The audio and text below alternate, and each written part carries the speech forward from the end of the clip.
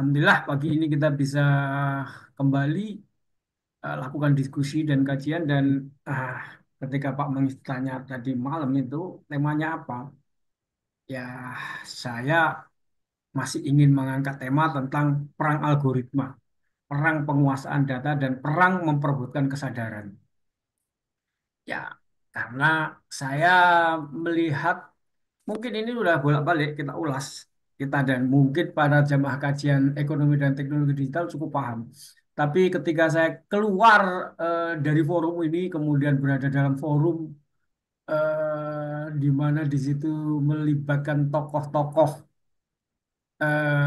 penting termasuk tokoh pengambil keputusan selevel menteri, saya prihatin dan waduh kok masih begini ya pemahamannya begitu. Jadi saya kemudian wah, berat kalau pemahamannya itu masih begini ya.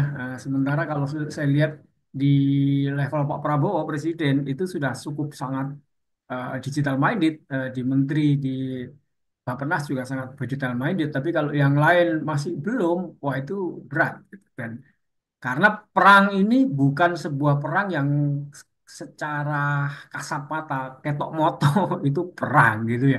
Secara kasat mata itu menyenangkan sehingga kemudian respon untuk bisa menyadari adanya perang penguasaan data, perang apa namanya algoritma yang sedang terbentuk untuk menguasai ekonomi kita itu tidak dirasakan sehingga kemudian tidak menjadi sebuah agenda yang dalam konteks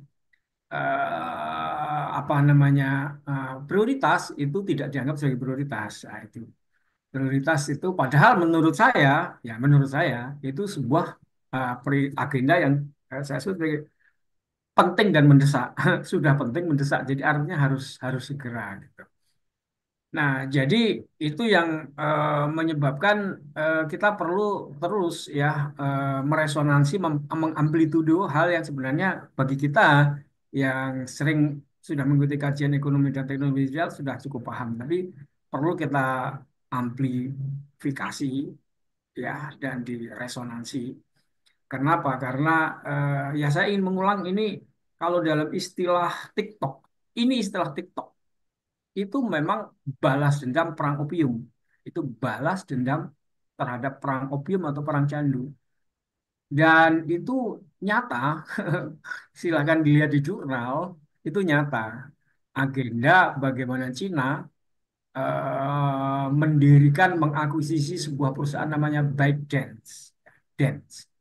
Dance berasal dari kata dance,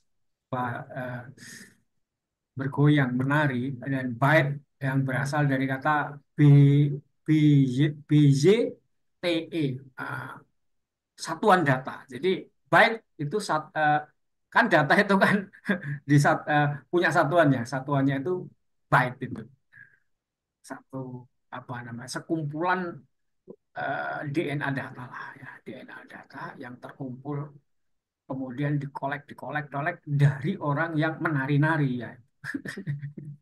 Kenapa? Karena menari-nari pendek. Awalnya TikTok kan begitu, by dance. Dan kemudian diubah dia menjadi TikTok.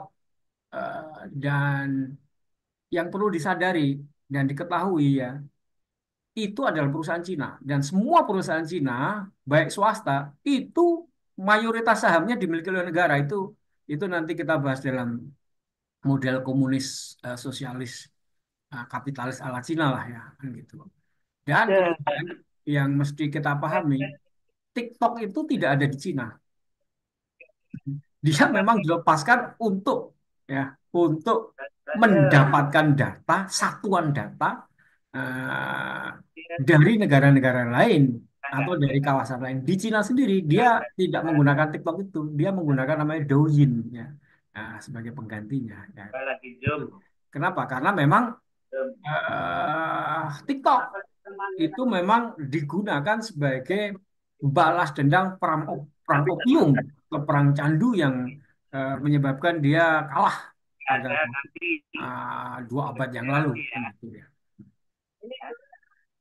Sebentar ini ada yang bocor ya.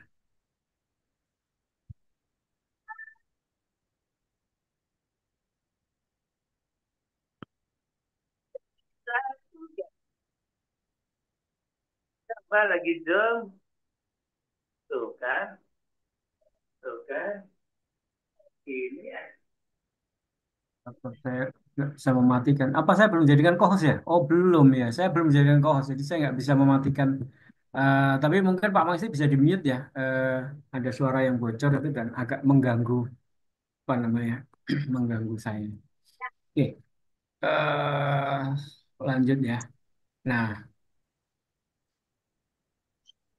jadi dari sudut pandang eh, sejarah, ByteDance yang kemudian berubah menjadi TikTok itu memang sejak awal ditujukan untuk mengakuisisi satuan data terkecil, ya, satuan data terkecil yang dihasilkan oleh sebuah fenomena digital. Nah, ketika orang menari-nari, baik dengan tangannya maupun pikirannya menari-nari dengan video-video pendek itulah menghasilkan data. Nanti di bagian akhir saya akan secara sedikit teknis menjelaskan tentang bagaimana peran big data itu melakukan itu semua ya.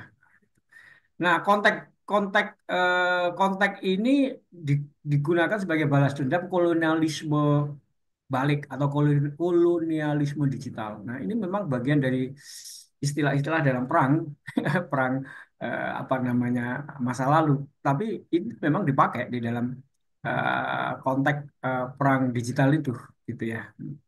Kolonialisme digital itu adalah sebuah penjajahan yang tidak menumpahkan darah tapi menyedot perhatian, menyedot data dan kemudian apa itu namanya menembus kedaulatan. Nah, itu ya kolonialisme digital itu menyedot perhatian ya dengan tarian-tarian pendek-pendek yang menyenangkan itu ya. Lalu kemudian di situ kemudian menyedot data dan menembus kedaulatan. Nah, jadi eh, memang memang ini didesain sejak awal untuk sebuah perang digital. Nah, konteks global TikTok ya, Meta kemudian dan geopolitik kita ya. Platform global global yang ada di kita ini kan bukan platform nasional kan, platform yang dimiliki oleh dua kubu yang sedang bertarung secara global.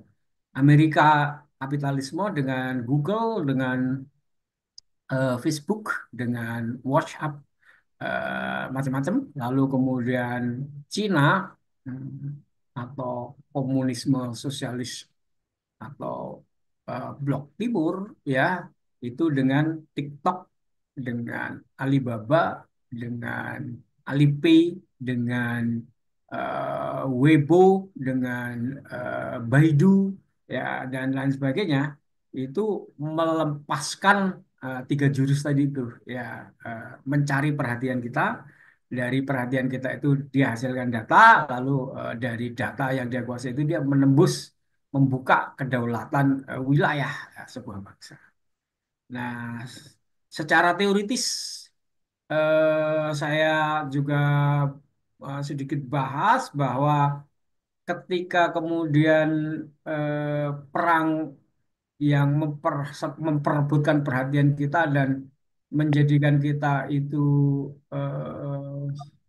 berubah lifestyle-nya pada platform-platform yang dua-duanya masuk pada kita itu mengingatkan kita pada perspektif teoritis yang sangat populer di tahun 90-an ya.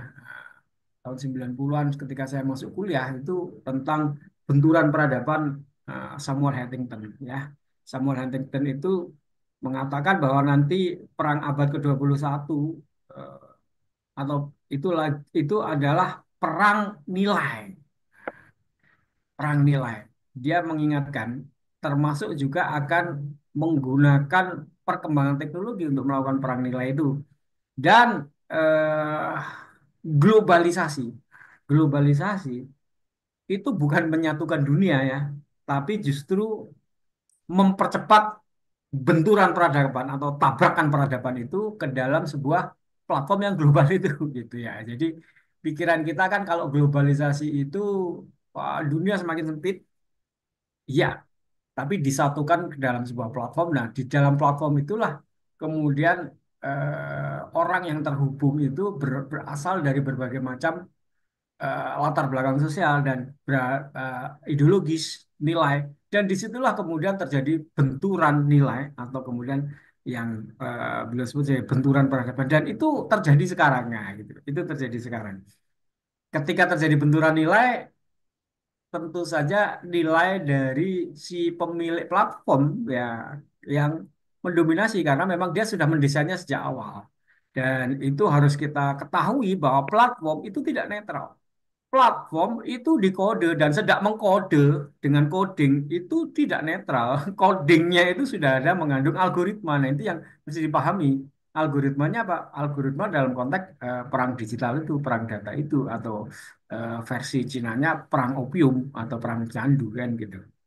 Nah, dan selain Samuel Huntington ya ada kita kenal juga namanya Alvin Toffler. Alvin Toffler itu kan menjelaskan adanya tiga gelombang pertanian, oke, lalu kemudian industri itu udah kita lewati, kita sudah berada pada industrialisasi dan saya kira kita udah merubah wajah dunia ya industrialisasi. eh, Lalu kemudian gelombang ketiga yang disebut informasi. Nah, perubahan gelombang perubahan manusia yang karena ada gelombang informasi dan gelombang ketiga itulah yang kita sedang terjadi dan Toffler mengingatkan mereka yang tak siap menghadapi gelombang informasi akan tenggelam, digulung. Ya, nah, jadi siap itu artinya bukan kemudian menggunakan. Ya, kita itu siap menggunakannya itu. Saya khawatir, saya khawatir ketika Alvin Toffler itu mengatakan mereka tak siap menghadapi oleh gelombang informasi itu, mereka akan digulung oleh gelombang ketiga itu. Lalu saya khawatir dipahaminya tidak siapnya itu kemudian dipahami kita siap dan caranya siap adalah kita kemudian menjadi bagian dari pengguna platform-platform itu dan itu yang terjadi di kita kan gitu.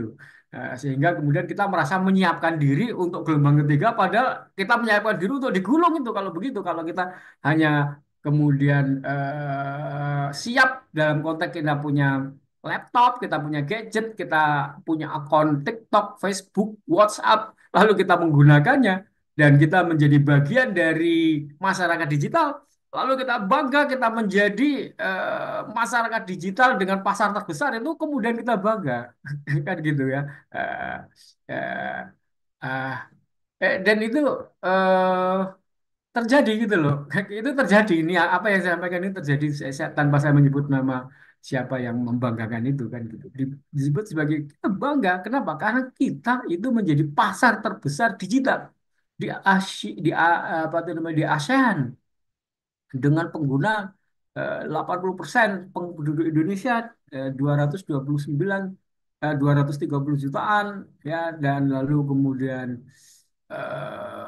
kita punya infrastruktur internet satelit fiber optik dan lain sebagainya. Nah, saya khawatirnya saya khawatirnya yang tadi saya sebut di awal itu jangan-jangan memahaminya itu begitu gitu loh, memahaminya untuk tidak khawatir kan Alvin Toffler mengatakan siapa yang tidak siap ya menghadapi gelombang informasi akan digulung ya tenggelam. Nah, akhirnya menyiapkan dirinya dengan masuk kan gitu. Sementara pihak lain lo menyiapkan algoritma untuk orang yang masuk itu dijebak ya dijebak di dalam eh, situasi teknologi digital informasi itu dengan berbagai platform yang ada. Nah, saya khawatirnya itu. Nah, dan kenapa saya khawatir? Lah iya, sekarang keadaan kita kan begitu. Kita menjadi pangsa terbesar, pasar, kita menjadi pengguna terbesar di Asia, tapi kita nggak punya data. Kita nggak punya big data soal itu. Ya. Nah, ini saya mesti, ketika saya mengatakan kita tidak punya big data soal itu tuh saya harus jelaskan juga kenapa. Tuh, ada orang yang memahaminya. Sudah kita punya big data, masing-masing kementerian dan lembaga punya lo bukan itu. Itu bukan big data. Nah, nanti saya jelaskan big data itu bukan itu ya. Big data itu bukan satu instansi punya data center selalu seluruh seluruh datanya disimpan di situ. Itu bukan itu big data yang kita maksud itu bukan. Nanti di bagian-bagian akhir tuh saya akan jelaskan. Jadi Itulah yang menyebabkan, oh ya kita ini udah melakukan kajian ekonomi digital, ya hanya kita-kita tuh yang di luar sana ternyata memahaminya bisa salah. Dan kemudian menyebabkan apa itu namanya, eh, apa yang saya sebut sebagai kedaulatan digital atau matra keempat itu tidak menjadi prioritas penting atau penting dan mendesak karena yang dimaksudkan itu yang dipahami itu tidak tidak sama seperti yang kita pikirkan kan gitu. Nah, ini ya literasi tentang ini jadi memang harus terus ya. Jadi ekonomi perhatian. Jadi perang kita itu adalah perang memperebutkan perhatian, ya, perhatian manusia itu mata uang ya. Jadi disebut ya, perhatian manusia terhadap gadget itu mata uang. Kenapa? Karena menghasilkan data yang disebut dengan byte tadi itu byte. Jadi oh saya memperhatikan ini, menghasilkan data ini, menghasilkan data itu mata uang itu. Kenapa? Karena data tadi menjadi emas ya. Oke, nah perang algoritma ini medan tempurnya adalah timeline media sosial kita, senjatanya adalah data perilaku, korbannya ya konsentrasi dan kesadaran kita. Tujuannya adalah kontrol narasi dan arah perilaku publik. Nah, perang penguasaan data itu yang menguasai data menguasai dunia. Nah, itu Klaus Schwab, World Economic Forum. Dan akhirnya kemudian ketika dia menguasai data, menguasai kesadaran. Kesadaran kita itu dibangun oleh data yang algoritmenya dia pegang. Kesadaran itu diubah menjadi sebuah kesadaran yang begini ya. Ini kan perang informasi. Kita pada umumnya memikirkan bahwa ketika kita menguasai informasi, itu maka kita cerdas. Oleh karena itu, dengan penguasaan informasi itu mencerdaskan. Ya itu premis umum. Tapi masalahnya nih, perang informasi ini, informasi yang ditampilkan kita itu bukan informasi utuh atau informasi yang murni atau informasi yang apa namanya mencerdaskan. Informasinya itu adalah informasi yang sudah didesain sedemikian rupa untuk dipahami sepotong-sepotong yang kemudian dalam teori filosofis Jean Baudrillard itu disebut sebagai simulacra. Simulacra itu adalah pencitraan ya, jadi sebuah fenomena itu dia potong dan kemudian potongan itu menjadi citra dari seseorang dan itu diulang terus-menerus serta diproduksi secara terus-menerus sehingga kemudian pemahaman kita terhadap sesuatu itu pendek-pendek sesuai dengan citra yang disampaikan kepada kita. Uh, dan akhirnya citra itu membentuk simulacra. Simulacra itu berbeda dengan realitas. Contoh Jane Baudrillard itu ya menjelaskan tentang simulacra itu adalah tikus dan kucing. Tikus dan kucing itu dalam pemahaman kita musuh, ya, dan tikus itu pasti kalah sama kucing gitu karena tikus itu dimakan oleh kucing. Tapi eh, simulacra di Disneyland itu Tom and Jerry. Tom and Jerry kucingnya kalah terus sama tikus. Kucingnya kalah terus sama tikus. Nah, itu itu adalah citra yang dibentuk menjadi cerita dan kemudian ceritanya sangat kita kenal nama Tom and Jerry dan di situ kucingnya kalah terus ya sama tikus. Tikusnya menang, lebih cerdik, ya kan gitu. Nah, nah, pemahaman kita tentang kucing dan tikus, Tom and Jerry, yang berbeda dengan realitas lapangan, itulah yang disebut sebagai hiperrealitas, realitas semu. Nah, orang itu dibentuk oleh citra-citra yang ditampilkan menjadi simulakra dan membentuk sebuah kesadaran baru, dan kesadaran itu adalah kesadaran semu, hiperrealitas, realitas yang tidak sesungguhnya. Nah, itu yang kemudian digunakan sebagai alat untuk perang kesadaran. Kesadaran yang terbentuk, manusia itu dibentuk oleh citra-citra yang sudah di framing, bukan informasi yang lengkap. Nah, dan TikTok, Facebook, YouTube itu sekarang sering menampilkan itu video shorts, video apa reels yang sebenarnya adalah citra dari yang dibentuk untuk tujuannya tertentu supaya orang kemudian diarahkan kepada kesadaran bahwa dia itu orang baik. Atau kalau dibentuk untuk membenci orang, ya orang itu orang yang tidak baik. Terus begitu. Nah, itu di situ ya apa namanya bentuk bagian dari perang perang perang kesadarannya itu di situ. Nah, Tom and Jerry nggak sama dengan keadaan kucing dan tikus yang kita pahami kan gitu. Nah, gitu. Oke, nah sekarang saya mau masuk kepada big data yang kemudian big data itu apa sih? Nah ini saya ulangi lagi kenapa? Karena orang ketika ketika menyebut big data itu lebih di Indonesia ini satu lembaga kementerian punya data center dia sebut sebagai big data. Ya, itu ya. Nah, padahal big data itu bukan itu yang kita maksud. Big data nasional itu bukan itu yang kita maksud dan itu yang kemudian saya sebut kita belum punya big data itu gitu ya. Satu. Nah, kenapa? Oke, saya ingin apa namanya menyebut big data itu dengan tiga istilah ya, tiga V. Sebenarnya lima ya, tapi supaya mudah itu tiga aja.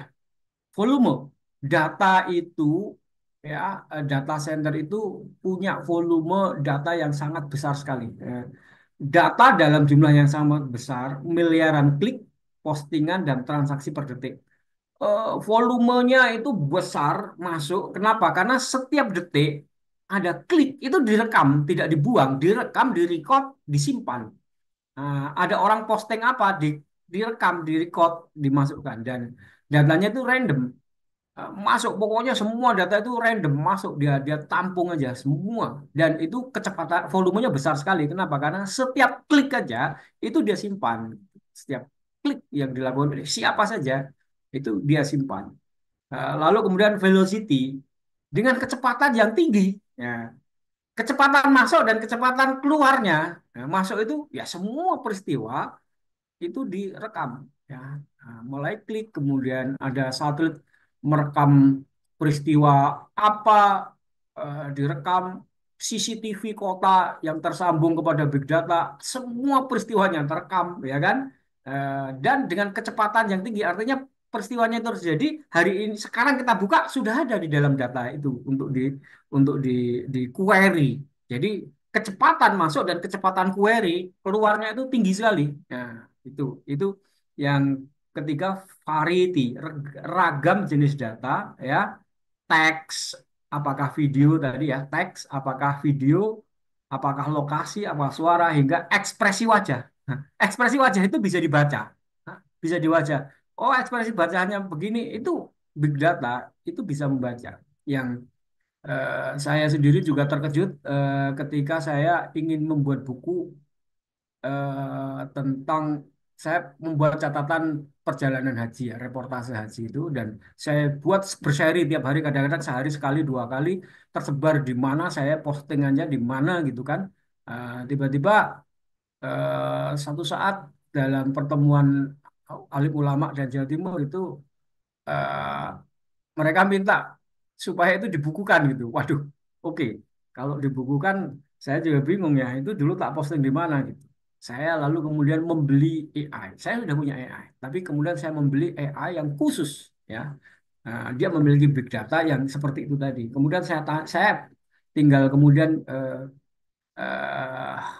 kalau saya mencari-cari ya susah. Kemudian saya tinggal ceritakan aja kepada AI yang khusus itu bahwa saya pernah membuat buku tulisan. Tulisannya itu tentang reportase haji. Contohnya itu ini, nah, ini. Nah, saya lupa itu saya posting di mana aja. Nah, saya ingin membuat buku gitu, buku eh, apa namanya tentang reportase haji itu. Lalu kemudian dia saya minta untuk mencari itu dan kemudian menyusunnya menjadi satu buku gitu ya. Nah, itu bisa itu. Saya saya perintahkan saya hanya tunggu kira-kira sekitar kurang dari 15 menit. Itu dia berhasil mengumpulkan seluruh reportase saya itu seri satu, 2, 3, 4, 5, 6 dan dia kasih tahu ini saya temukan di sini, temukan di sini, temukan di sini, temukan di sini di web ini, di blog ini, di ini di situ gitu. Lalu kemudian dia urutkan seri satu sampai seri 30 berapa 34. Nah, lalu kemudian eh, dia apa namanya saya minta disusun sebagai sebuah buku urutan lalu kemudian macam-macam begitu jadi lalu kemudian saya pakai AI yang lain saya perintahkan AI yang lain tolong dibaca sebagai uji baca. AI itu kemudian memberi saran pada saya seperti ini yang saya agak kaget. untuk bab ini, kalimat aku wong Jawa asli ini tolong diubah dengan menggunakan kalimat yang lebih tepat, yaitu aku wong Jawa Tulen. Karena kata asli itu lebih mencerminkan kepada benda apa atau apa gitu. Kalau tulen itu secara sosial itu lebih mencerminkan Anda itu orang Jawa, kan gitu. Dan banyak sekali loh. Saya itu loh apa tuh namanya kemampuan big data untuk bisa melakukan itu ya satu contoh. Jadi sekarang kalau saya banyak sekali menulis ya tiap hari kadang-kadang satu hari itu saya bisa menulis 3, 4 tulisan bahkan kadang lebih tapi tidak saya posting semuanya gitu kan ya. Karena setiap saya membaca supaya saya ingat terhadap apa yang saya baca itu selalu saya tulis nah, supaya saya ingat gitu dan itu kemudian kalau saya mau buat buku maka saya tinggal gunakan AI itu ya yang AI itu kemudian punya akses terhadap big data yang seperti saya maksud itu dan dia bisa menyajikan kepada kita itu nah itu luar biasanya ya salah satu keluar biasaan data big data ya dengan menggunakan AI. Nah, sekarang cara kerja big data. Nah, ini yang kemudian kenapa kok kemudian perang ini bisa menjadi sebuah perang digital yang menguasai kesadaran. Nah, ini cara big data itu dari scroll ke pola kesadaran, data collection. Ya, jadi dia mengumpulkan jejak digital segala aktivitas digital kita ya, klik, like, comment, scroll, ya, location GPS kita, durasi menonton kita, lalu direkam oleh platform, baik itu oleh TikTok, YouTube, Meta, Google dan lain sebagainya, dan data ini disebut sebagai behavior, ya, behavioral data, data perilaku, data perilaku. Nah, contoh ya, TikTok tahu kapan kamu menatap lama wajah seseorang. TikTok tahu kapan kamu suka jenis tarian yang model mana, tabola Bali atau apa tarian apa gitu ya. Oh ini kok nonton ini terus kan gitu. Gitu. YouTube tahu kapan kamu bosan dan pindah video. Oh, video yang ini bosan. Nah, video yang ini ditonton sampai terus menerus kan gitu. Nah, Shopee juga tahu kapan kamu ragu sehingga tidak check out dan kapan kamu cepat sekali membeli sesuatu dan check out bayar. Data ini terus dikumpulkan bahkan saat aplikasi tidak aktif ya melalui cookies, sensor dan API tracking. Nah, itu dia data collection, pengumpulan data itu yang supaya ini banyak yang tanya ke saya, gimana sih caranya data dikumpulkan? Memang gimana caranya kok bisa kan? Nah, kemudian itulah tadi ya. Jadi perilaku kita itu dikumpulkan melalui itu tadi. Kemudian data storage, gudang data global. Data disimpan di dalam data center atau cloud server yang seringkali berada di luar negeri. Ini yang saya sebut kita tidak punya. Nah, ini yang saya sebut kita tidak punya. Walaupun kemudian orang-orang sering mengatakan punya kementerian ini ya bukan itu, bukan itu. Itu sih data SPBE sistem pemerintahan berbasis elektronik ya. Ada datanya tapi data yang sangat terbatas, tidak random, tidak volumenya tidak besar dan tidak seperti yang kita maksud. Mereka tidak hanya menyimpan data mentah, tapi juga menghubungkan pola antar pengguna. Ini saya kira kalau orang-orang statistik tahu ada namanya regresi, diagnostik, atau kemudian mix method. Udah ditanam di situ tuh. Jadi bagaimana melakukan diagnostik regresi, hubungan pola antar data A, data B, data C. Regresi itu kalau statistik ada berapa apa berapa komponen aja udah pusing kita ya. Nah, ini big data ini dengan AI yang ditanamkan itu triliunan parameter ya, triliunan parameter itu dia bisa eksekusi ya itu. Jadi menghubungkan pola antar pengguna dan itu menjawab banyak hal. Ini agak susah dijelaskan ya, tapi mudah-mudahan bisa dipahami. Misalnya pola belanja kamu dibandingkan dengan jutaan orang lain di negara yang mirip dengan kondisi ekonomi. Dari situ sistem bisa menebak pola produk apa yang paling bisa menjerat kamu minggu depan. Sehingga kemudian dunia itu tahu, oh Indonesia itu ya, itu kalau tak lempar produk ini ya pasti. Kenapa? Karena ya itu tadi semua datanya sudah itu data ekonomi ya. Data processing, ya analisis algoritmik.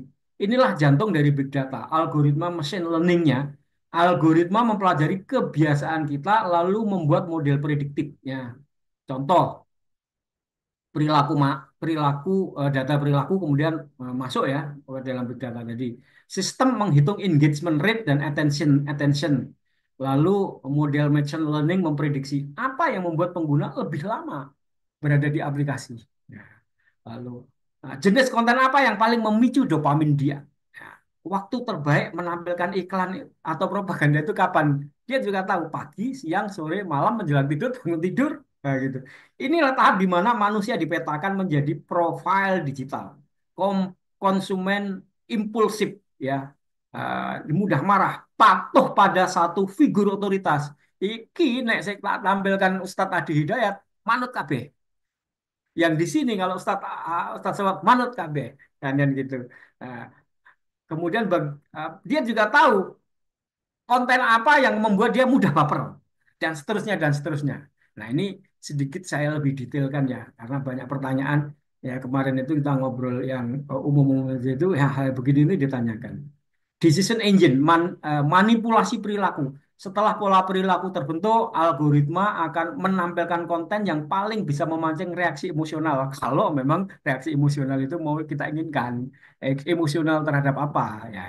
Ini ini yang kemudian apa ya? Ini yang kemudian membentuk kesadaran kita itu tadi loh ya, ya itu. Menyusun urutan informasi untuk mempengaruhi opini. Lalu mengarahkan keputusan tanpa disadari. Nah, contoh, saat kamu sering nonton video politik tertentu, algoritma akan memperkuat bias itu, menampilkan video yang sama, arahnya yang sama-sama bias, ya. Lalu menyembunyikan sisi lain supaya kemudian kita tidak mempertimbangkan apa namanya konstruksi masalahnya itu secara utuh. Pokoknya kita diarahkan kepada satu informasi yang bias, yang sama kemudian informasi yang bias yang sama diarahkan lah terbentuklah kepada pemikiran kita suka pada sesuatu. Akibatnya kita akan merasa semua orang sepakat terhadap hal itu padahal kita sedang hidup di gelembung algoritma atau filter bubble. Nah, disinilah big data dan algoritma bekerja bukan hanya membaca pikiran tapi membentuknya. Nah, bentukan-bentukannya itu tidak utuh masalahnya yang kemudian kita sebut sebagai simulakra hiperrealitas itu. Mekanisme perang algoritma ya, jadi behavioral targeting. Algoritma ini mengubah perilaku sosial menjadi alat manipulasi pasar dan politik. Contohnya ada. Nah, contohnya ada dan contoh itu udah menjadi satu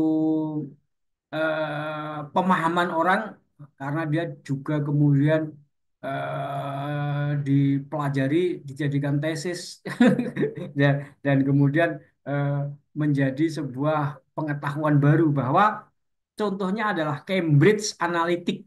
Nah, itu contoh dari bagaimana behavioral targeting. Cambridge Analytica di mana data Facebook digunakan untuk mempengaruhi hasil pemilu Amerika Serikat dan Brexit yang dulu di Inggris itu. Nah, jadi dengan ya tadi itu dengan pola yang di atas tadi senjatanya profil psikologis, targetnya persepsi publik, lalu tujuannya adalah pengendalian arah pilihan kolektif. Ini ya makanya saya sebut ini berbahaya sekali tuh dalam era demokrasi liberal seperti sekarang ini, ya kan? Nah, dan saya menulis ini mengusulkan supaya pemilu pilpres langsung itu ubah aja. Kenapa? Karena orang itu persepsi politiknya bisa dibentuk dengan menggunakan kemampuan eh, apa itu namanya eh, digital selama dia punya uang untuk melakukan itu. Padahal kita itu tidak tahu ya sebenarnya orang itu eh, yang mau kita pilih itu apakah calon anggota DPR, bupati, gubernur atau presiden itu memang seperti itu. Jangan-jangan yang kita lihat itu sebenarnya adalah hiperrealitas ya, dia sebenarnya nggak seperti itu dan itu yang saya kira harus kita cegah eh, eh, dengan cara pemilihan langsung itu stop aja itu kembali aja kepada pemilihan model Pancasila ya. Model Pancasila kan sila keempat kerakyatan yang dipimpin oleh hikmat kebijaksanaan dalam permusyawaratan perwakilan terbentuklah sebuah majelis yang menjelma mewakili rakyat. Ah, itu. Nah, sehingga kemudian peluang untuk behavioral targeting dan perang kesadaran ini tidak dimanfaatkan. Kenapa? Karena pola demokrasi paling menang-menangan suara itu suara itu bisa dimanipulasi dengan situasi politik eh, apa namanya eh, informasi medsos yang di-create sedemikian rupa kan gitu. Echo chamber dan polar big data menyusun dunia maya seperti ruang gema. Kita hanya mendengar apa yang hanya ingin kita dengar saja. Yang lainnya kemudian kita nggak dengar dan karena eh, gema itu yang terus kita dengar, maka kita berpikiran itulah yang benar. Ya. Masyarakat kemudian menjadi makin terbelah karena yang kelompok sana juga mendengarkan gema yang berbeda. Jadi antara kelompok yang satu kelompoknya terbelah. Diskusi rasional menjadi lemah karena kemudian diskusinya menjadi ecek mengecek perang narasi yang kalau kemudian ditemukan dalam satu forum pun akhirnya kemudian menjadi debat antara Roy Suryo dengan Andi Aswan. Bolak-balik mengikuti putar-putar ya. Nggak ada ini ya kesadaran kritis kemudian bilang itulah bentuk kolonialisme kesadaran bangsa dijajah bukan dengan pasukan tapi dengan algoritma yang menidurkan akal sehat ya algoritmik kolonialisme ketika data Indonesia dikumpulkan diproses dan dimonetisasi di luar negeri maka nilai ekonominya pindah ke luar negeri lalu kedaulatan informasinya hilang, lalu kendali narasi sosial berpindah ke tangan asing, dan kita kehilangan kedaulatan. Dan itu kan bagi saya merupakan sebuah prioritas yang penting mendesak untuk kemudian kita membentuk big data nasional untuk lepas dari itu semua. Nah, gitu. Tapi itu sayangnya kesadaran itu masih hanya di ruang diskusi ekonomi apa namanya ekonomi digital kita itu ya. Karena saya barusan mengikuti melibatkan tokoh-tokoh itu saya aduh lah kok begini.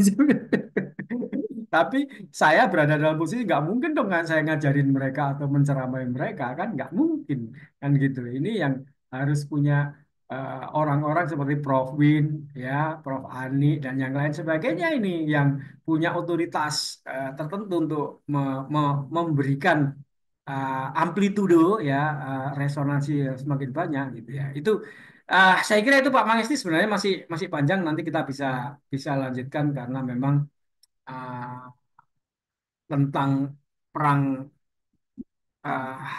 algoritma ini sebuah perang yang nggak nyata, menyenangkan sehingga kemudian kesadaran untuk kemudian keluar dari itu dan membuat inisiatif agar kemudian kita juga bukan tergulung, tetapi kita juga ikut bermain. Nah, itu belum muncul gitu ya sebagai sebuah kesadaran nasional yang kemudian menjadi kebijakan nasional yang saya kira ya berarti tugas kita untuk meresonansi, mengamplitudo kesadaran itu perlu terus ya gitu. Nah, saya kira itu Pak Masih, terima kasih. Mari kita diskusikan. Terima kasih. Assalamualaikum warahmatullahi wabarakatuh.